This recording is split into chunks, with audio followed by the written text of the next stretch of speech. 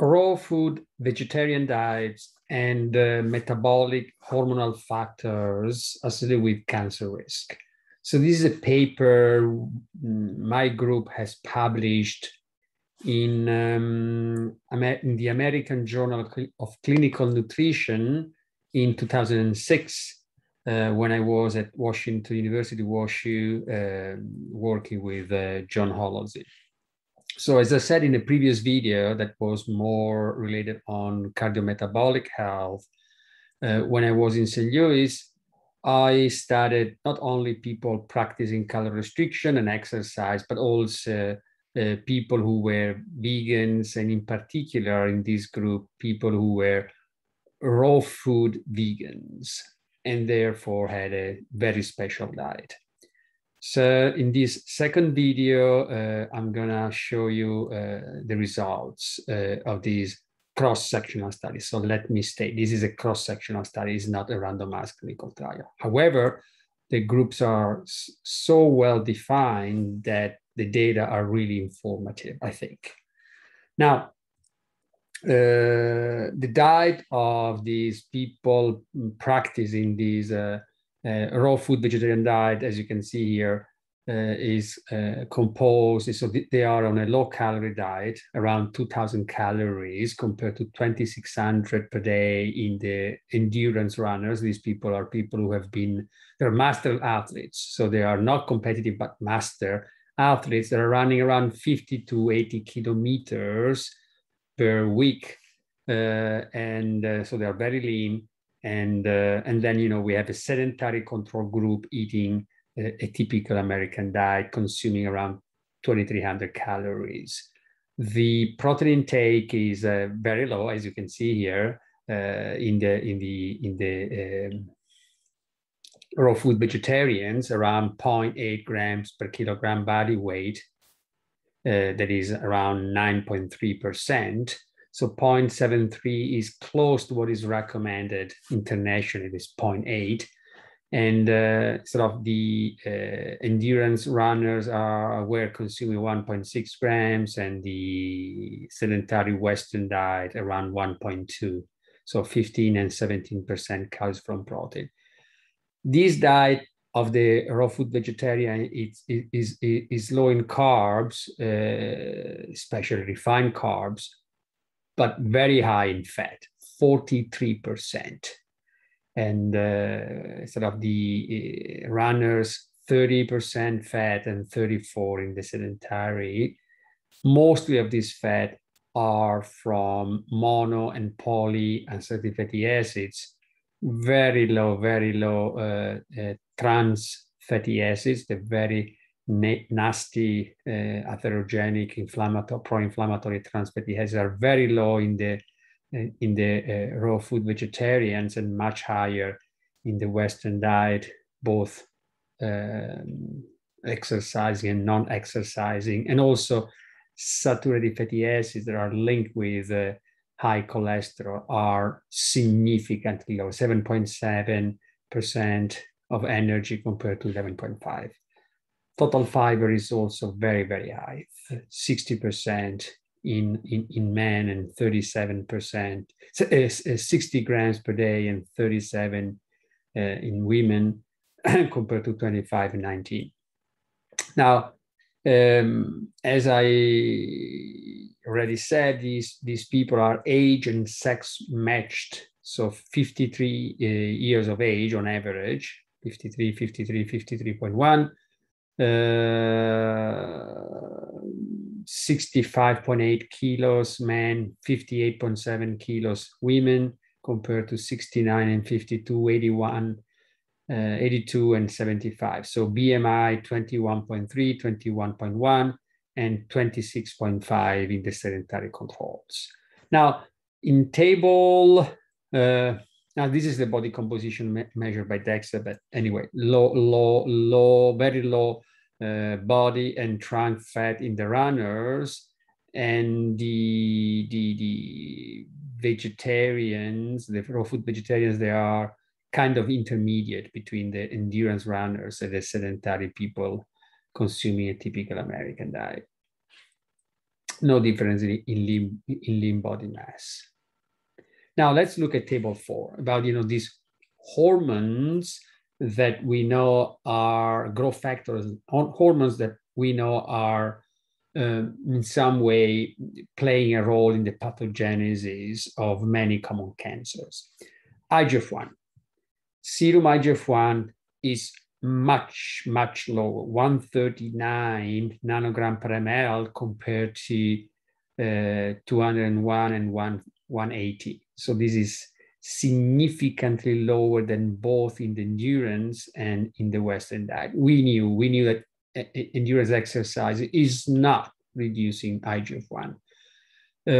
So low IGF-1 and the ratio between IGF-1 and IGF-BP3, so the free IGF-1 is significantly lower in the raw food vegetarians. And as you know, IGF-1 with insulin are two important factors mediating, stimulating, or inhibiting the insulin IGF-1 mTOR pathway that is one of the most important pro-aging, pro-cancer pathways that we know of based on several experiments, as I already discussed in many of my videos. So any intervention that is lowering IGF-1 or IGF-1 bioavailability and insulin binding to the insulin IGF-1 receptor is promoting the upregulation of FOXO and inhibition of mTOR, resulting in less cell proliferation, less random mutations, less cell senescence, less cancer, more DNA repair pathways activation, more antioxidant pathways like SO2 and catalases, and more autophagy. Now, again, IGF-1 and the IGF-BP3 is significantly higher in these people who have a low protein, low calorie vegetarian diet. The insulin is also low, but even the athletes have a low insulin. And we know that exercise is super powerful in lowering insulin, but fasting insulin is 2.8, 2.1 compared to 5.9 the sedentary controls. And C-peptide, fasting C-peptide, that is basically measuring similar stuff of insulin is 1, 1.2, and 1.9. The Matsuda index, that is a measurement of insulin sensitivity, is 13.6, 19.7, 7.3. Again, showing that in some way exercise is more powerful in improving insulin sensitivity than raw food vegetarian diet, but both are better than the sedentary Western diet. Leptin is also significantly lower both in the vegetarians, raw food vegetarians, and runners, to 1.8 versus 5.3, and in women 6.3, 5.2 versus 27.2. And C-reactive protein, high sensitive C-reactive protein measured by ELISA, is a marker of inflammation, is also very low in the raw food vegetarians, 0.5 milligram liter, 0.75 in the runners, and 2.6 in the sedentary controls. So low IGF-1, low insulin, low leptin, and low inflammation. And in table 5, let's look at the sex hormones that are also very important for cancer. As you know, prostate cancer with the top testosterone, breast cancer with estrogens, and are super important because, for example, in women that have, or men that have prostate cancer or breast cancer, especially the estrogen receptor breast cancer, one of the therapies, both in primary and secondary prevention, is the castration therapy, so to lower testosterone or estrogens, because this has been shown to reduce the risk of recurrence.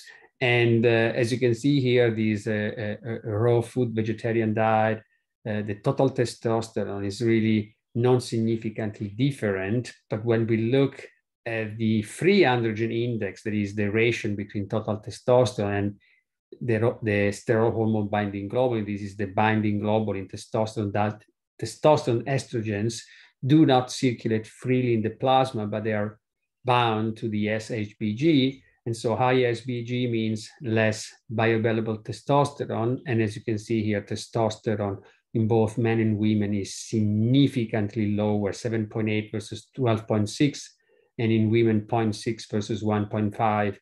But in men is significantly lower.